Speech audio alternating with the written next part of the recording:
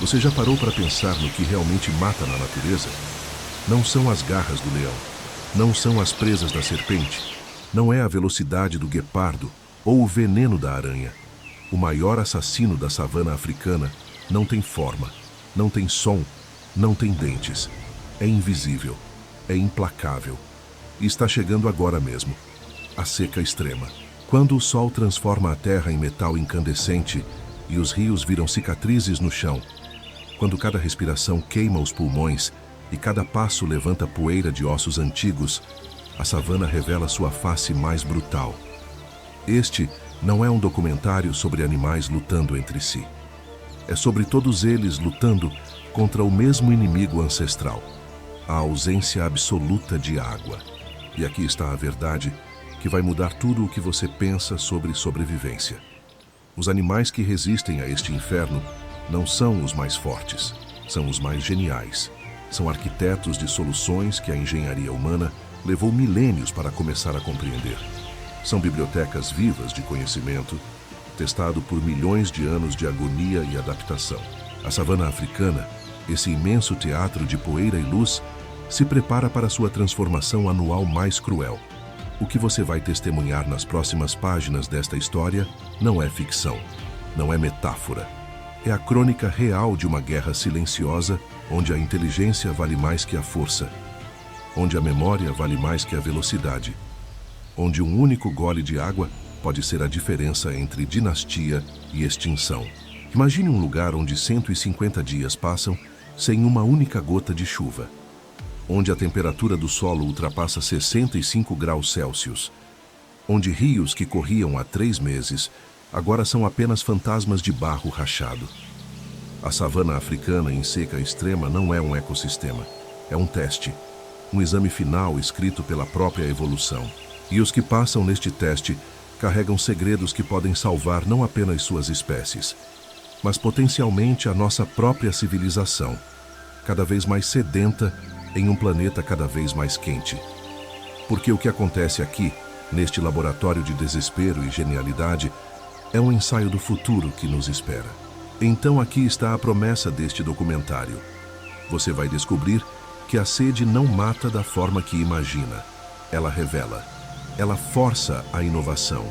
Ela separa os que simplesmente vivem dos que realmente entendem as regras secretas da sobrevivência. E no processo, você vai questionar tudo o que achava que sabia sobre inteligência, sobre resiliência, sobre o próprio conceito de estar vivo em um mundo que não perdoa erros. A guerra contra a sede começa com o primeiro raio de sol. E se você acha que conhece os guerreiros desta batalha, prepare-se, porque a matriarca elefante que caminha na sua frente não é apenas um animal grande, é um mapa vivo. O peixe enterrado na lama não está morto. Está apostando em um futuro que você não consegue ver. O suricato caçando escorpiões ao amanhecer não está apenas com fome. Está minerando água onde não existe água. Este é o mundo feroz, onde a natureza não oferece segundas chances, mas oferece algo muito mais valioso. Lições de mestres que aprenderam a vencer o invencível. Se você está pronto para entender como a vida resiste quando tudo conspira para exterminá-la, curta este vídeo agora. Porque você está prestes a testemunhar não apenas uma história de sobrevivência, mas um manual de genialidade escrito em sangue, suor e poeira ao longo de eras. Inscreva-se no canal. A próxima revelação pode mudar a forma como você vê cada gota de água que desperdiça. A savana está pegando fogo sem chamas, e os segredos que ela guarda estão esperando para serem revelados. O que você pensa quando ouve a palavra seca? Talvez imagine um cenário desconfortável, terra rachada, calor, alguma dificuldade passageira. Agora esqueça isso. Esqueça completamente. Porque o que acontece na savana africana durante a estação seca extrema não é desconforto. É apocalipse em câmera lenta. Estamos falando de uma transformação tão radical que parece ficção científica. Em menos de 60 dias, rios com quilômetros de extensão simplesmente desaparecem, evaporam, viram memória. O rio Luangwa, no Zâmbia, que na estação chuvosa tem mais de 500 metros de largura, se reduz a poças isoladas. poças que concentram centenas de animais desesperados em poucos metros quadrados. O Okavango, maior delta interior do planeta, perde 80% do seu volume de água. 80%. A matemática da morte é simples e brutal. Um elefante adulto precisa de 200 litros de água por dia. Um leão, 10 litros. Uma zebra, 50 litros. Multiplique isso por milhares de indivíduos e você entende. A savana não está apenas seca, está executando uma equação de extinção em tempo real. Mas aqui está o que os números não contam. Aqui está a parte que a ciência demorou séculos para começar a mapear. Alguns animais não apenas sobrevivem a este inferno, eles prosperam. E a razão é tão sofisticada que desafia nossa própria compreensão de inteligência. Comece pelas matriarcas, as líderes ancestrais das manadas de elefantes. Quando a seca atinge seu pico, quando os últimos poços visíveis secam, quando o pânico deveria reinar, essas gigantes de 6 toneladas fazem algo extraordinário. Elas lembram. Não de onde havia água semana passada. Não de onde havia água no mês passado. Elas lembram de onde havia água há 40 anos. Estudos de longo prazo no Parque Nacional Amboseli, no Quênia, revelaram algo impressionante. Elefantas matriarcas com mais de 50 anos lideram suas manadas com taxa de sobrevivência 60% maior durante secas extremas do que manadas lideradas por fêmeas mais jovens. 60%.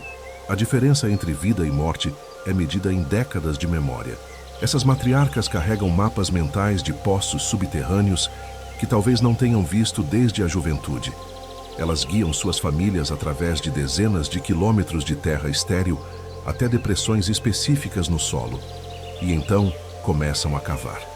Com suas patas dianteiras com suas presas, elas escavam até 3 metros de profundidade. Removem toneladas de terra compactada e encontram água. Água que nenhum outro animal sabia que existia. Esses poços cavados por elefantes se tornam oásis improvisados, fontes de vida para dezenas de outras espécies. Zebras, impalas, babuínos, aves, todos dependem da sabedoria geológica dessas arquitetas da sobrevivência. A matriarca não está apenas salvando sua família, está sustentando um ecossistema inteiro, com conhecimento herdado através de gerações. Mas a genialidade da resistência assume formas ainda mais radicais. Entre nas terras áridas da Namíbia e do Kalahari. Aqui, onde a precipitação anual mal atinge 150 milímetros, onde a seca não é estação, mas sim estado permanente, vivem os verdadeiros monges da conservação de água. O Oryx, também chamado de Gemsbok, é uma obra-prima da bioengenharia. Este antílope de porte médio desenvolveu um sistema tão eficiente que desafia a lógica. Sua temperatura corporal pode variar entre 34 e 45 graus Celsius sem causar danos. 45 graus. Isso mesmo. Uma variação que mataria um ser humano em horas é, para o Oryx, apenas terça-feira. O truque está em um mecanismo chamado troca de calor contra corrente. O sangue quente que vem do corpo passa por uma rede de vasos finos no focinho, bem ao lado do ar inspirado, que é mais frio. O sangue esfria antes de chegar ao cérebro. O Oryx literalmente refrigera seu próprio cérebro, enquanto deixa o resto do corpo superaquecer. Isso reduz drasticamente a necessidade de suar. E suor é água. Água que ele não pode desperdiçar. Mais ainda, seus rins são tão concentradores que a urina que produzem é quase pasta. Eles reabsorvem cada molécula de água possível antes da excreção, e suas fezes são tão secas que parecem serragem. Cada sistema, cada órgão, cada célula está calibrada para a economia absoluta de fluidos. O dromedário, esse ícone dos desertos, leva a resistência a outro patamar. Ele pode perder até 40% do peso corporal em desidratação e ainda sobreviver. 40%. Para um humano, perder 15% é potencialmente fatal. O dromedário chega em 40% e, quando finalmente encontra água, pode beber 130 litros em 15 minutos. 130 litros. E seu corpo armazena essa água não na corcova, como o mito popular sugere, mas distribuída por todo o sistema circulatório em células sanguíneas especializadas que incham sem romper. Sua corcova, na verdade, armazena gordura, energia concentrada. E aqui está o golpe de mestre evolutivo. Ao concentrar gordura em um único local do corpo, o dromedário reduz o isolamento térmico no resto da pele, permitindo melhor dissipação de calor sem perda de água. Genialidade metabólica pura.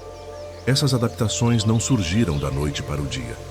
São o resultado de milhões de anos de pressão seletiva, de incontáveis gerações que morreram para que essas soluções fossem testadas, refinadas, aperfeiçoadas.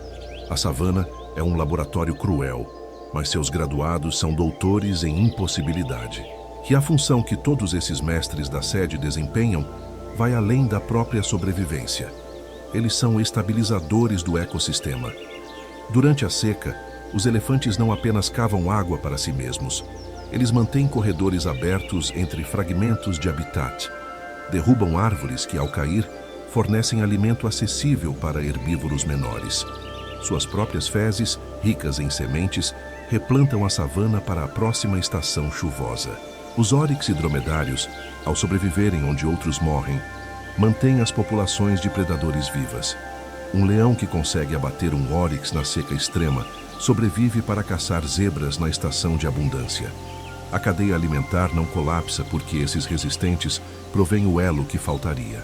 E há algo mais profundo aqui, algo que conecta este cenário de agonia à própria história da resiliência planetária. A savana africana já enfrentou secas ainda piores do que as atuais.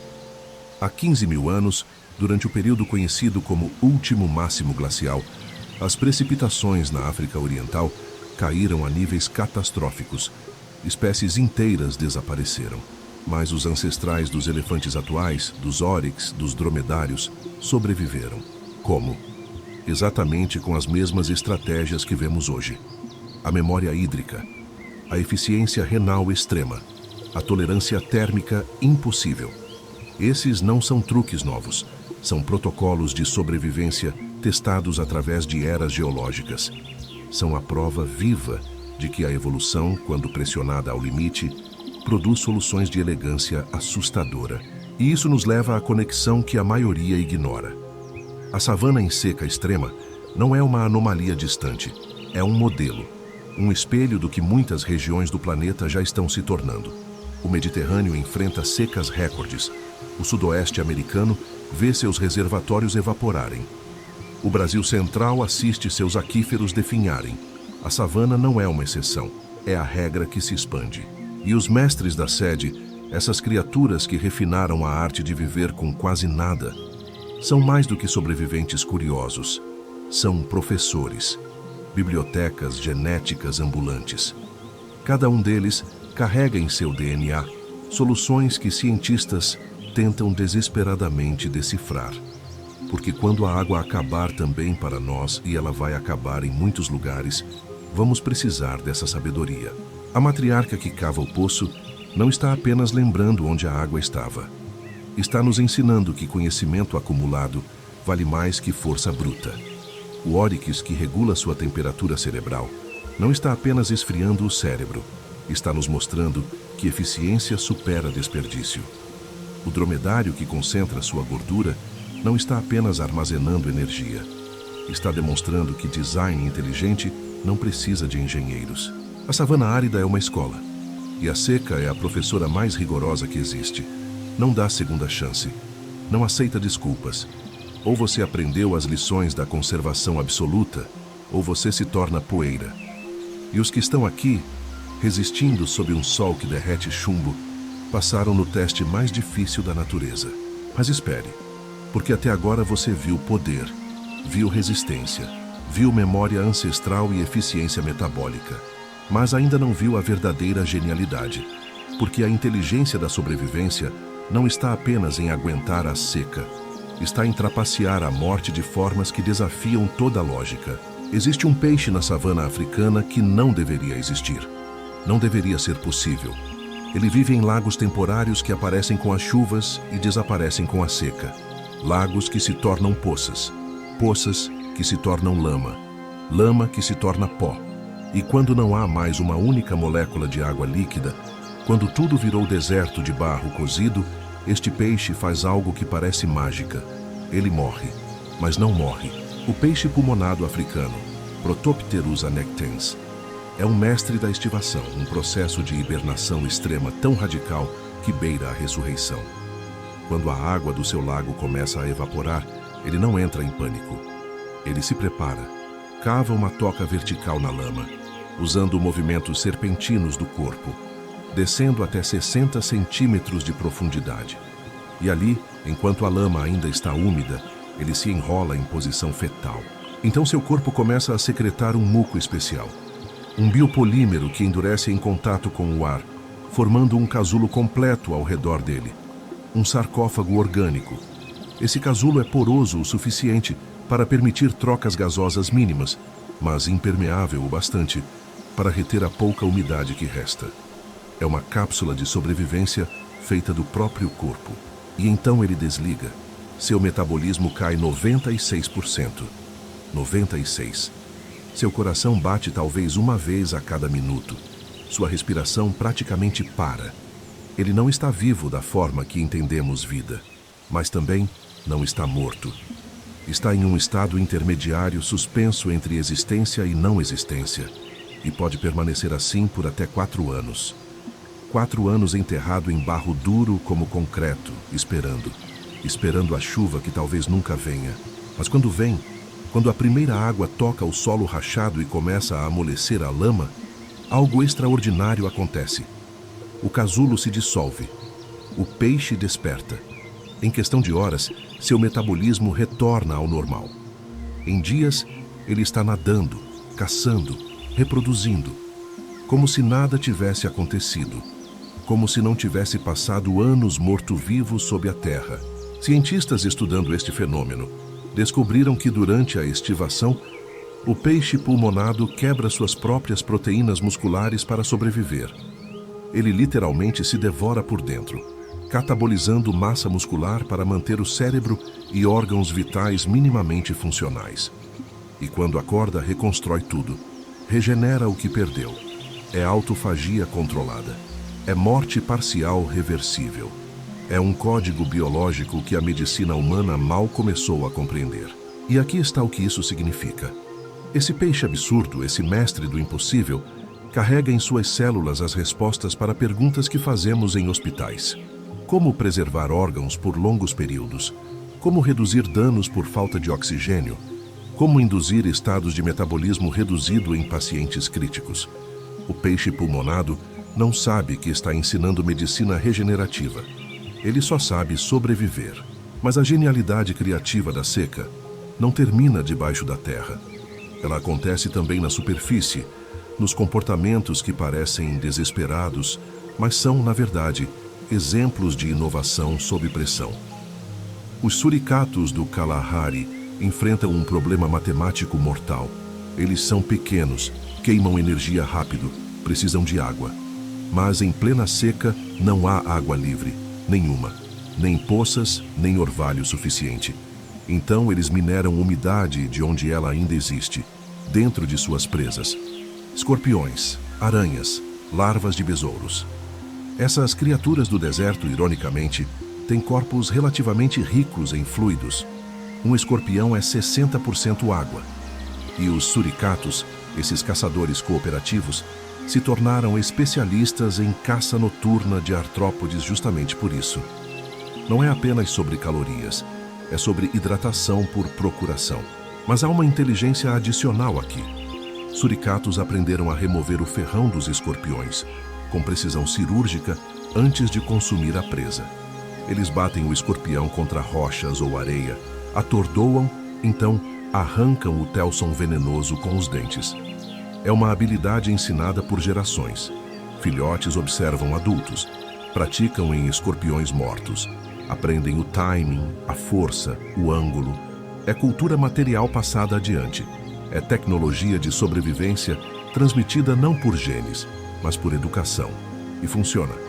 Durante a seca extrema, quando outras espécies de tamanho similar desaparecem, os suricatos persistem, porque eles inovaram.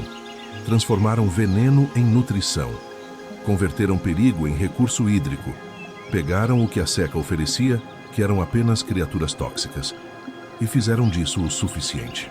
Existe ainda outra camada de genialidade acontecendo na savana, uma que conecta diretamente comportamento animal a avanços tecnológicos humanos.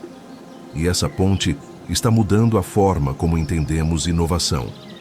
Agora, amplie o zoom. Saia dos indivíduos e olhe para o sistema, porque a humanidade está prestando atenção. Pela primeira vez em nossa história, estamos olhando para a savana não como um museu de curiosidades, mas como uma biblioteca de soluções. O campo da biomimética, a ciência de imitar designs da natureza, está obcecado com os mestres da sede. Engenheiros estudando Oryx desenvolveram sistemas de resfriamento passivo para edifícios em climas quentes. A ideia é simples: permitir que partes não críticas da estrutura aqueçam durante o dia, enquanto áreas habitadas são mantidas frescas através de fluxo de ar estratégico, exatamente como o Oryx faz com seu corpo. Protótipos na Austrália e no Oriente Médio já mostram redução de até 40% no consumo de energia para ar-condicionado. 40%. Em um planeta que gasta trilhões de dólares anualmente em refrigeração artificial, essa não é apenas uma melhoria. É uma revolução silenciosa inspirada por um antílope que aprendeu a não desperdiçar água com suor. O casulo do peixe pulmonado inspirou pesquisas em materiais inteligentes para a preservação de vacinas em regiões sem refrigeração. Imagine um revestimento que mimetiza aquele muco protetor, criando cápsulas que mantêm medicamentos estáveis em temperaturas extremas sem eletricidade. Isso não é ficção. Já existem protótipos em teste na África subsaariana, onde a falta de cadeia fria mata milhares anualmente por falta de acesso a vacinas viáveis. E os elefantes? A memória espacial das matriarcas está influenciando sistemas de navegação e armazenamento de dados, algoritmos que priorizam informação crítica baseada em frequência de uso e contexto de escassez. Inteligências artificiais que aprendem não apenas a processar dados, mas a lembrar seletivamente, como uma matriarca que sabe quais poços são confiáveis e quais são armadilhas. Pesquisadores da Universidade de Cambridge desenvolveram modelos de aprendizado de máquina baseados em comportamento de manadas de elefantes durante secas. O resultado são sistemas de gestão de recursos que otimizam distribuição de água em cidades com escassez. O software não procura água em todos os lugares. Ele identifica padrões históricos, mapeia probabilidades, conserva a energia computacional, focando em áreas com maior chance de sucesso.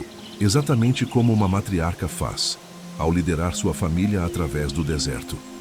Mas a lição vai além da tecnologia. Vai para a própria forma como estruturamos sociedades. Observe a hierarquia dos elefantes. Não é baseada em força, é baseada em experiência. A matriarca mais velha lidera não porque é a maior, mas porque carrega décadas de conhecimento crítico para a sobrevivência. Em tempos de crise, a autoridade vem da sabedoria testada, não da juventude vigorosa. Compare isso com sistemas humanos que descartam conhecimento acumulado em favor de inovação constante. Corporações que demitem trabalhadores sêniores para contratar mais baratos. Sociedades que ignoram anciãos. Culturas que tratam experiência como obsolescência. Os elefantes nos mostram o custo mortal dessa arrogância. A manada jovem morre na seca. A manada com matriarca sábia sobrevive. 60% de diferença. 60% de vidas salvas pelo simples ato de respeitar memória. E isso não é apenas sobre reverenciar o passado. É sobre entender que algumas soluções não podem ser reinventadas rapidamente. Conhecer a localização de um poço subterrâneo que só aparece uma vez a cada década não é informação que se encontra no Google. É conhecimento que precisa ser transmitido, preservado, honrado. E a cooperação dos suricatos? Eles ensinam algo que esquecemos. Conhecimento crítico deve ser compartilhado, não acumulado. Jovens suricatos não descobrem sozinhos como desarmar escorpiões. Eles aprendem. são ensinados ativamente por membros da comunidade. Há até evidências de que suricatos adultos ajustam a dificuldade das lições, trazendo escorpiões parcialmente desarmados para filhotes praticarem em segurança crescente. Isso é pedagogia, é currículo adaptativo, é investimento comunitário em capacitação da próxima geração. E em um período de escassez, onde cada erro pode ser fatal, essa transmissão cultural de técnica é a diferença entre colapso e continuidade. Estudos comportamentais no deserto do Kalahari mostraram que grupos de suricatos com mais educadores ativos têm taxa de sobrevivência juvenil 72% maior durante secas. 72%. A educação não é luxo, é infraestrutura de sobrevivência. A ciência médica está particularmente fascinada com o peixe pulmonado. Pesquisadores na Universidade de Oslo isolaram proteínas específicas que protegem o cérebro do peixe durante a estivação prolongada. Essas proteínas previnem danos por hipóxia, a falta de oxigênio que causa lesões cerebrais irreversíveis em humanos, durante ataques cardíacos ou derrames. Imagine as implicações. Medicamentos que ativam essas vias protetoras em pacientes que sofreram parada cardíaca, comprando tempo para que o sangue volte a fluir antes que neurônios morram. Ou tratamentos para doenças neurodegenerativas que desaceleram o metabolismo cerebral, preservando função enquanto terapias mais definitivas são desenvolvidas.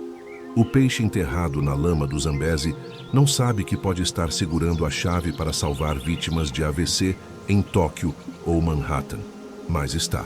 Ensaios clínicos preliminares já testaram análogos sintéticos dessas proteínas em modelos animais de trauma cerebral. Os resultados mostram redução de até 50% na morte neuronal após eventos isquêmicos. 50%. Metade das células que morreriam, salvas por uma molécula que evoluiu em um peixe que precisa sobreviver enterrado vivo. E há algo ainda mais profundo acontecendo aqui. Algo filosófico. Durante milênios, a humanidade se viu como separada da natureza, superior, conquistadora. Nós construímos civilizações enquanto animais apenas sobreviviam. Nós inovamos enquanto eles se adaptavam passivamente. Essa era a narrativa. A savana em seca extrema destrói essa narrativa completamente. Porque o que você está testemunhando não é adaptação passiva, é engenharia ativa. O elefante que cava um poço está resolvendo um problema de hidrologia. O óryx, que regula sua temperatura cerebral, está aplicando termodinâmica avançada. O peixe pulmonado, que entra em estivação, está executando um protocolo de criogenia biológica que nossos melhores cientistas ainda não conseguem replicar completamente. Eles não são inferiores a nós. Em muitos aspectos cruciais, eles nos superam absurdamente. Eles aperfeiçoaram suas soluções ao longo de milhões de anos. Nós ainda estamos na pré-escola evolutiva, brincando com ferramentas que inventamos ontem, arrogantemente assumindo que alguns milhares de anos de civilização nos tornaram mestres de um planeta que não começamos sequer a entender completamente. A savana não é um museu, é uma universidade. E os professores têm peles, escamas, presas e memórias que atravessam eras. Eles não publicam papers. Eles vivem as soluções. Eles são as soluções. Pense na matriarca elefante como um arquivo vivo. 60 anos de dados meteorológicos, hidrológicos, comportamentais, armazenados não em servidores, mas em sinapses. Ela é um GPS biológico, um sistema de previsão de recursos, uma enciclopédia ambulante de geografia crítica. E tudo isso funciona sem baterias, sem satélites, sem infraestrutura, além do próprio cérebro dela. Pense no peixe pulmonado como uma cápsula do tempo biológica. Ele literalmente congela sua existência, preserva informação genética através de condições que destruiriam qualquer tecnologia humana de armazenamento e retorna à vida quando as condições melhoram. É backup biológico, é redundância evolucionária, é um manual de sobrevivência escrito em DNA. Pense nos suricatos como uma rede social verdadeira. Não de curtidas vazias, mas de conhecimento que salva vidas. Cada adulto é um nó de informação. Cada filhote é um receptor em treinamento. A rede cresce, se adapta, propaga soluções testadas. E quando um membro morre, a perda não é apenas emocional. É perda de dados. É uma biblioteca particular que se fecha. Qual dessas estratégias de sobrevivência te surpreendeu mais? A ressurreição do peixe pulmonado? A memória cartográfica da matriarca? A pedagogia mortal dos suricatos? Comente abaixo. Porque entender essas conexões não é apenas curiosidade. É preparação para o futuro que já começou. Mas agora a tua história muda. Porque toda essa genialidade, toda essa sabedoria testada por eras, toda essa arquitetura perfeita de sobrevivência está sob ataque. E o inimigo não é a seca. A seca é apenas o teste. O inimigo somos nós. A verdade brutal é esta. Estamos destruindo os mestres da sede justamente quando mais precisamos aprender com eles. E o fazemos de formas tão variadas, tão penetrantes, tão irreversíveis, que quando finalmente entendermos o que perdemos, será tarde demais para recuperar. Vamos começar com o óbvio, a ameaça direta e visível que todos conseguem ver, mas poucos conseguem parar. A destruição física do habitat. A savana africana está sendo desmontada pedaço por pedaço, não de uma vez, não em um evento catastrófico único que chocaria o mundo, mas em fragmentos, em invasões graduais, em morte por 1000 cortes. Nos últimos 50 anos, a savana perdeu 65% da sua área original. 65%. Convertida em agricultura, em pastagens para gado, em assentamentos humanos que avançam como maré lenta, mas implacável.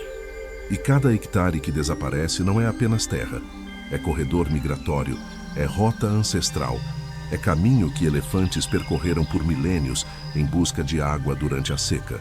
Quando você bloqueia essas rotas, quando você cerca, quando você fragmenta, a memória da matriarca se torna inútil. Ela pode lembrar onde está o poço, pode visualizar perfeitamente a depressão no solo a 150 quilômetros de distância. Mas se há uma plantação de milho no caminho, se há cercas de arame farpado, se há vilas onde antes havia corredor, o conhecimento de 60 anos vira peso morto. Vira nostalgia de um mundo que não existe mais, que os elefantes morrem, não de velhice, não de predação, de sede, com um mapa na cabeça e nenhum caminho para o destino. Estudos de rastreamento por GPS de manadas na Tanzânia e Botsuana mostram um padrão devastador. Elefantes tentando seguir rotas tradicionais, encontrando barreiras humanas, desviando, consumindo energia preciosa em desvios, chegando aos poços já exaustos. Taxa de mortalidade infantil dispara. Vacas prenhas abortam. A manada encolhe. E todo aquele conhecimento acumulado, toda aquela sabedoria geográfica, que vale mais que ouro em tempos de seca, morre com a última matriarca. Um estudo de 15 anos no Parque Nacional de Amboseli documentou 17 manadas que perderam suas matriarcas por causas relacionadas a conflito humano-vida selvagem. Dessas 17, 13 foram extintas localmente na seca seguinte. 13. 76% de taxa de aniquilação. Não porque faltou comida, não porque faltou água, mas porque faltou sabedoria sobre onde encontrar água. As 3 manadas que sobreviveram tinham uma coisa em comum.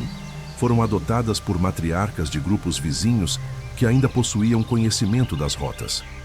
Adoção cultural de conhecimento crítico. E mesmo assim, a taxa de mortalidade juvenil nessas manadas adotadas foi 42% maior do que em manadas com linhagem matriarcal intacta. Porque conhecimento herdado de parente próximo, passado de mãe para filha ao longo de gerações, é mais rico, mais detalhado, mais preciso do que conhecimento adquirido por adoção emergencial. Mas isso é apenas a superfície, porque existe uma ameaça mais insidiosa, mais silenciosa e talvez mais letal a longo prazo: a contaminação química da água que resta. Os poucos poços e rios que ainda existem na savana estão se tornando armadilhas tóxicas. Pesticidas agrícolas escorrendo de fazendas rio acima, metais pesados de operações de mineração, efluentes industriais de cidades em expansão, A água está lá, tecnicamente, mas está envenenada. Oryx e dromedários, esses mestres da conservação hídrica, chegam aos poucos poços remanescentes e bebem, porque não têm escolha. Seus corpos incrivelmente eficientes concentram a água, mas também concentram os venenos. Acúmulo biológico. A cada gole, mais toxinas. A cada dia, mais dano hepático, mais dano renal. Os órgãos que evoluíram para ser os mais eficientes concentradores de recursos do planeta, agora se tornam concentradores de morte. Pesquisas em populações de Oryx na Namíbia detectaram níveis de chumbo e mercúrio 50 vezes acima do normal em tecidos renais. 50 vezes. E esses são justamente os órgãos responsáveis pela sobrevivência na seca. O sistema que deveria salvar está envenenando de dentro. E a ironia cruel aqui. Quanto mais eficiente o animal é em conservar água, mais vulnerável se torna à contaminação. Porque ele recicla, reabsorve, concentra. Todas as adaptações magníficas que permitem sobrevivência no deserto agora trabalham contra eles quando a água disponível é veneno diluído. Um Oryx em ambiente não contaminado pode sobreviver semanas sem beber, extraindo umidade metabólica da vegetação seca. Mas quando essa mesma eficiência encontra água contaminada, cada gole se torna dose concentrada de toxina. Pesquisadores encontraram correlação direta entre eficiência de concentração renal e velocidade de intoxicação. Os mais adaptados morrem primeiro. Seleção natural invertida. Evolução ao contrário.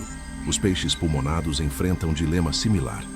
Eles podem se enterrar, podem hibernar por anos, mas quando acordam, quando a chuva finalmente chega e enche os lagos temporários, a água que os traz de volta à vida frequentemente carrega poluentes que nunca existiram nas eras anteriores, plásticos microscópicos, desreguladores endócrinos, compostos farmacêuticos que escorrem de sistemas de esgoto inadequados.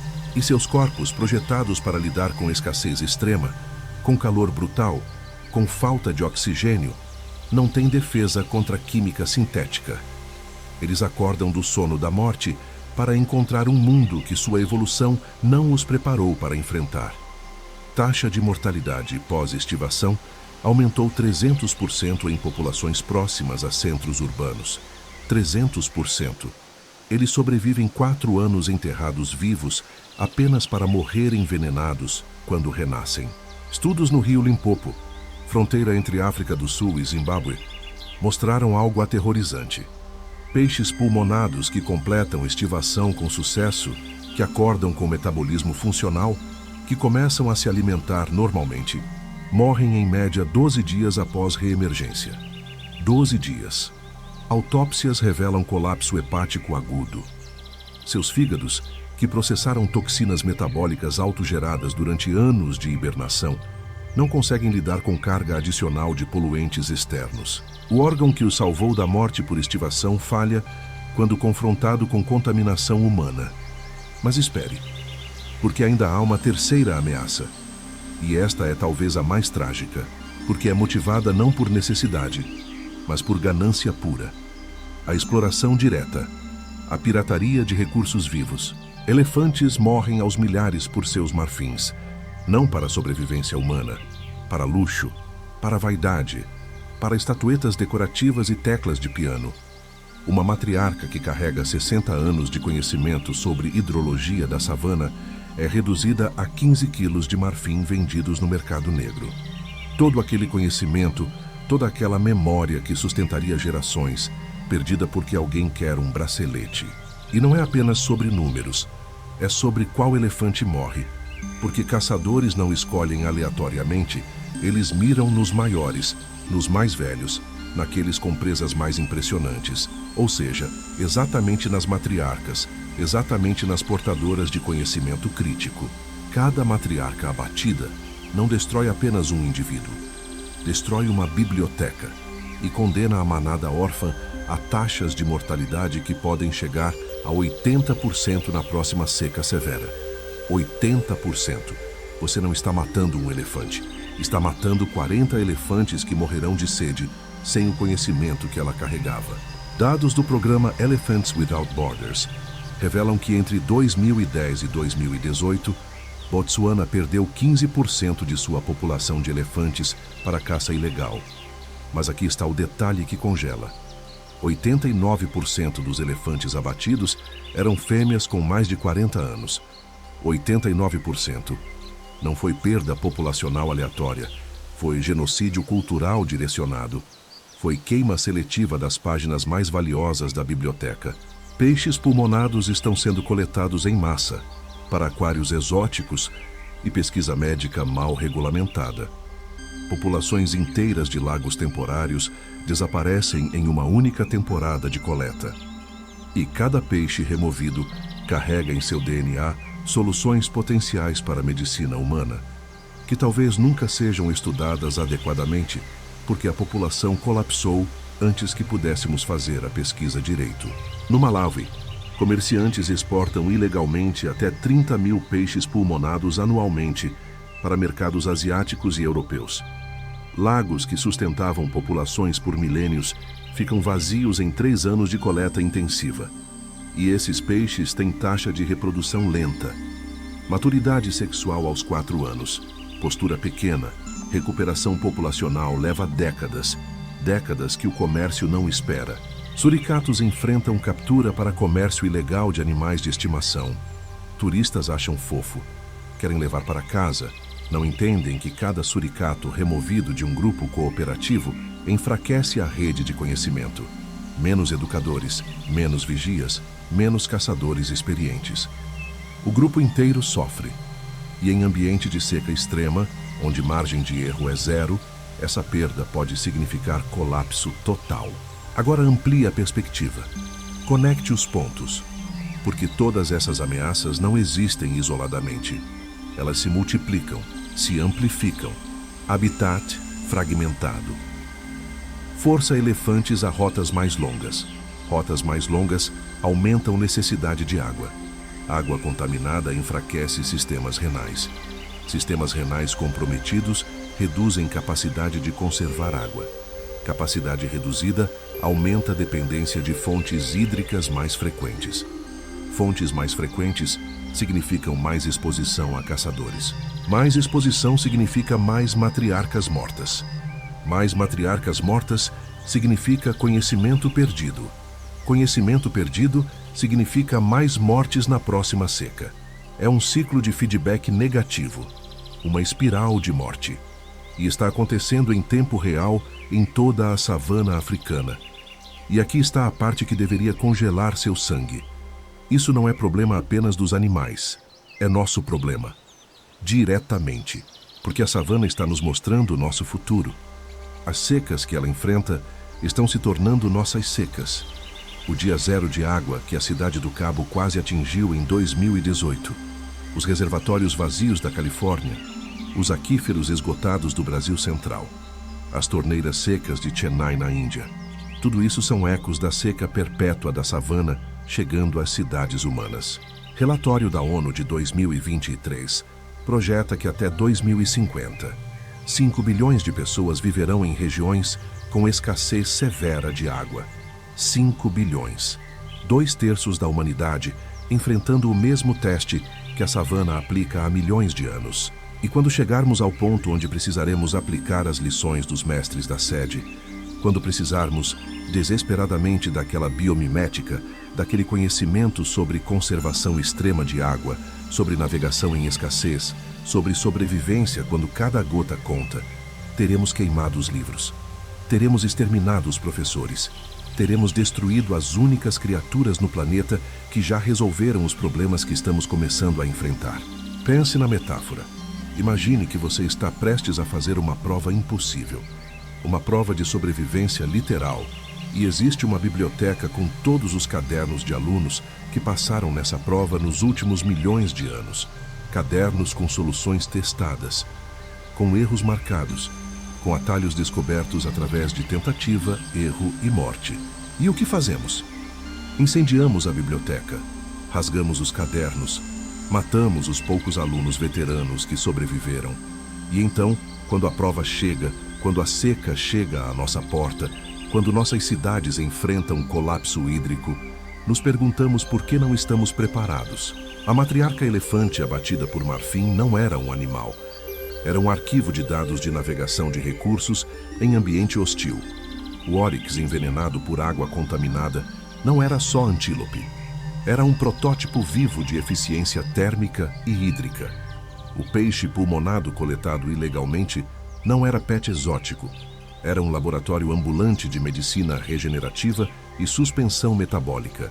E estamos destruindo tudo, sistematicamente, eficientemente, com a mesma determinação brutal que aplicamos a toda exploração de recursos, sem perceber que desta vez o recurso não é renovável. Conhecimento evolutivo perdido não volta, não se regenera. Extinção é permanente. E toda extinção é uma queima de biblioteca de conhecimento que levou éons para ser escrita. A biblioteca está em chamas. E nós acendemos o fósforo. Mas esta não é uma história de morte. Ainda não. Porque enquanto falamos, enquanto a biblioteca queima, existem pessoas correndo para dentro das chamas tentando salvar o que ainda pode ser salvo. E o que eles estão descobrindo não é apenas esperança. É um manual de sobrevivência para nossa própria espécie. A virada está acontecendo. Silenciosa em alguns lugares, revolucionária em outros, mas está acontecendo. Comece pela ciência. Pelos projetos que estão correndo contra o relógio para mapear o conhecimento antes que ele desapareça completamente. No norte do Quênia, uma equipe de ecologistas da organização Save the Elephants desenvolveu algo extraordinário. Eles não estão apenas estudando elefantes, estão criando um arquivo digital da sabedoria das matriarcas. Usando colares de GPS de alta resolução, eles rastreiam movimentos de manadas durante ciclos completos de seca. Mapeiam cada rota, cada desvio, cada poço visitado, cada decisão que a matriarca toma. E então comparam com dados meteorológicos históricos, com imagens de satélite de vegetação, com registros de precipitação. O que emerge é um mapa tridimensional de conhecimento ecológico. Não apenas onde a matriarca foi, mas por que ela foi. Quais sinais ela leu na paisagem? Quais decisões tomou quando as primeiras opções falharam? É inteligência artificial aprendendo com inteligência natural. É tecnologia tentando capturar sabedoria antes que ela seja extinta. E funciona. O projeto já identificou 147 poços subterrâneos que não constavam em nenhum mapa oficial. Poços que só existiam na memória de matriarcas.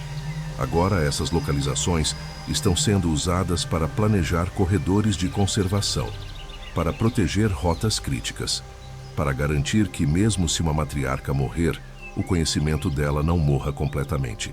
Mas aqui está a parte realmente revolucionária. Eles estão usando esses dados para treinar manadas órfãs.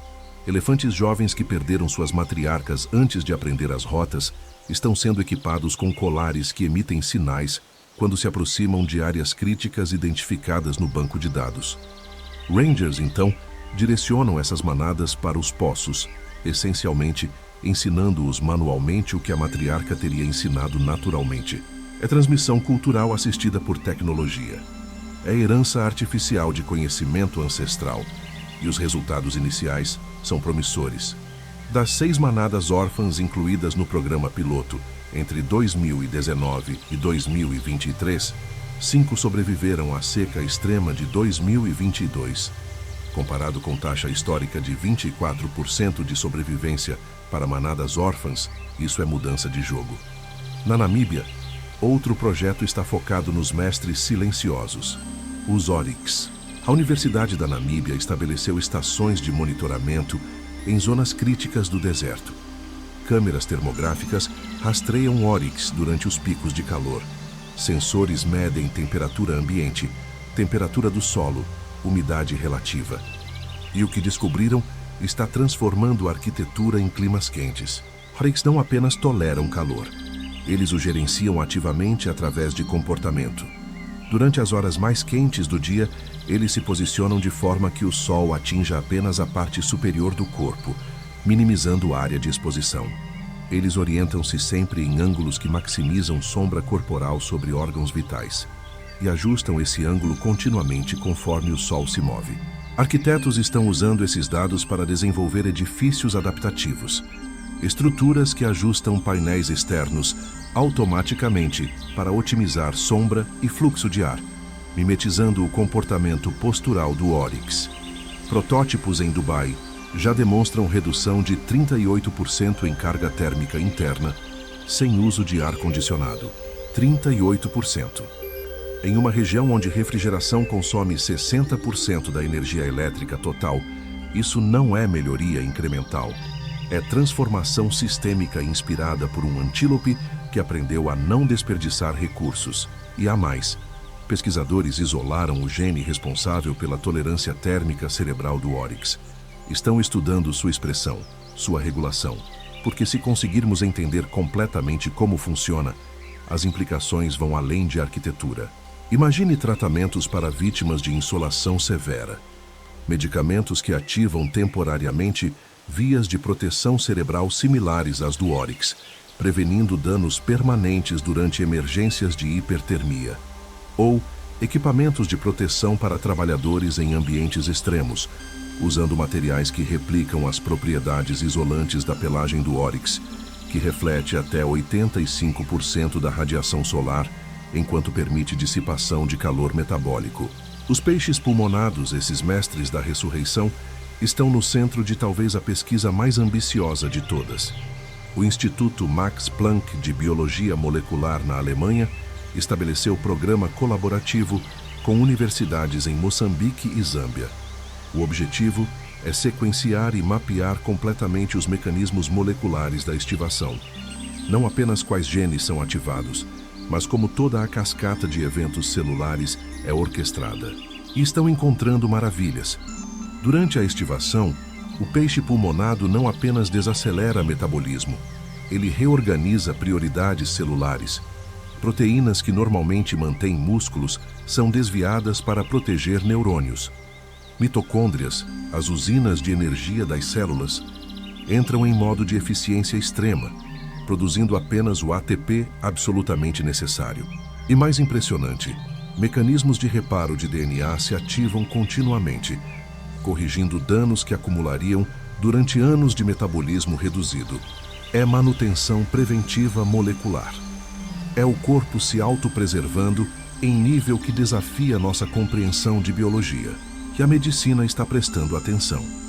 Ensaios clínicos já testam compostos inspirados em proteínas de estivação para a preservação de órgãos para transplante. O problema atual é que órgãos doados começam a degradar em horas. Coração, 4 a 6 horas de viabilidade. Fígado, 12 horas. Pulmões, 6 horas. Isso limita drasticamente distância de transporte e janela de compatibilização.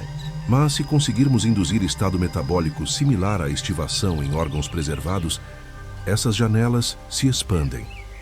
Protótipos usando análogos sintéticos de proteínas do peixe pulmonado já conseguiram manter corações de porco viáveis por 48 horas.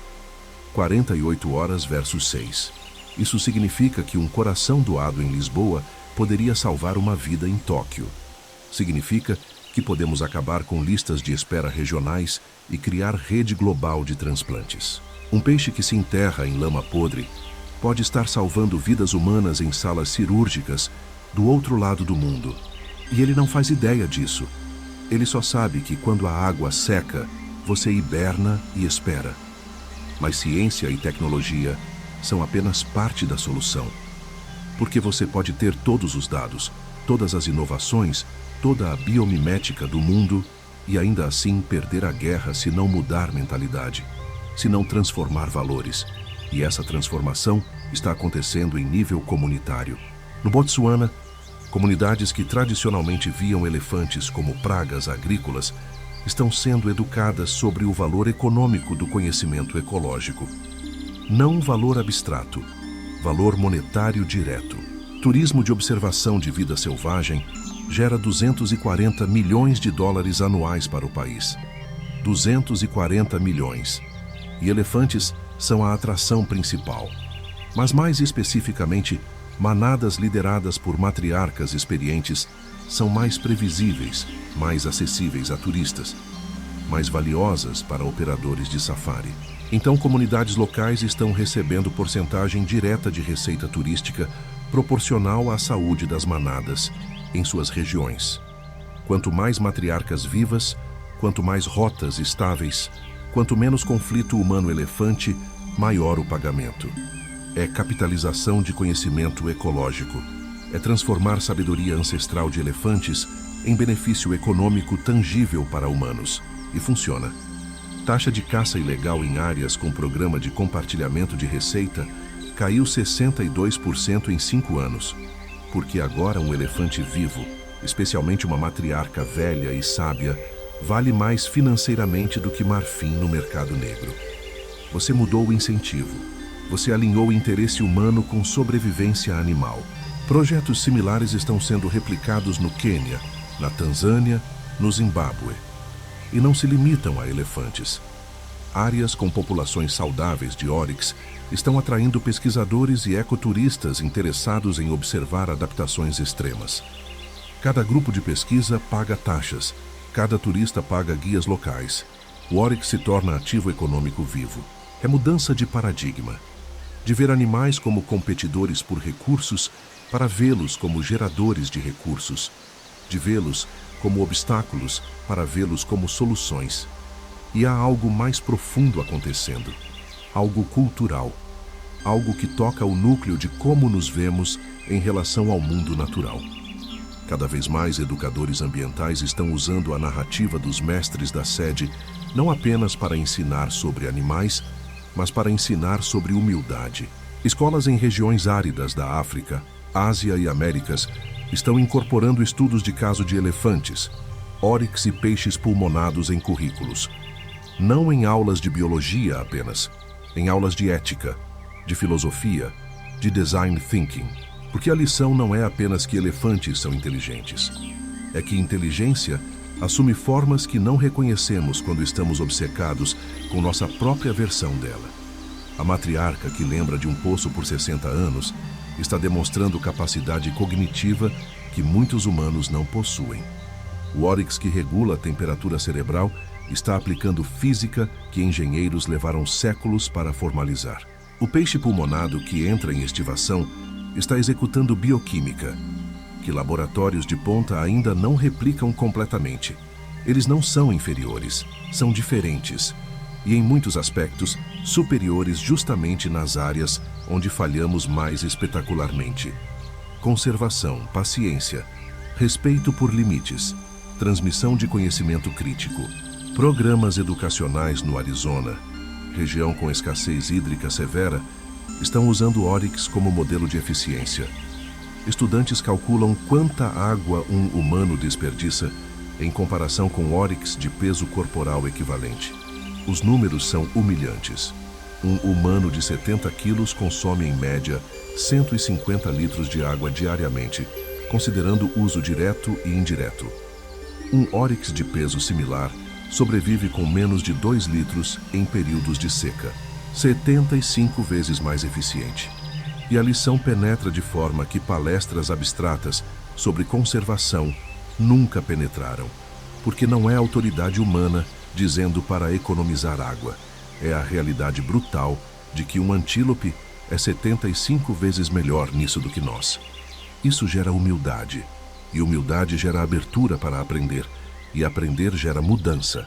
Na Índia, onde Chennai enfrentou o colapso hídrico em 2019, organizações não governamentais estão usando documentários sobre peixes pulmonados como ferramenta de educação sobre resiliência comunitária. A mensagem é simples, mas profunda. O peixe sobrevive porque se prepara antes da crise. Quando a água ainda está presente, ele já está cavando, já está construindo seu casulo, já está ajustando o metabolismo. Ele não espera o desastre chegar para reagir.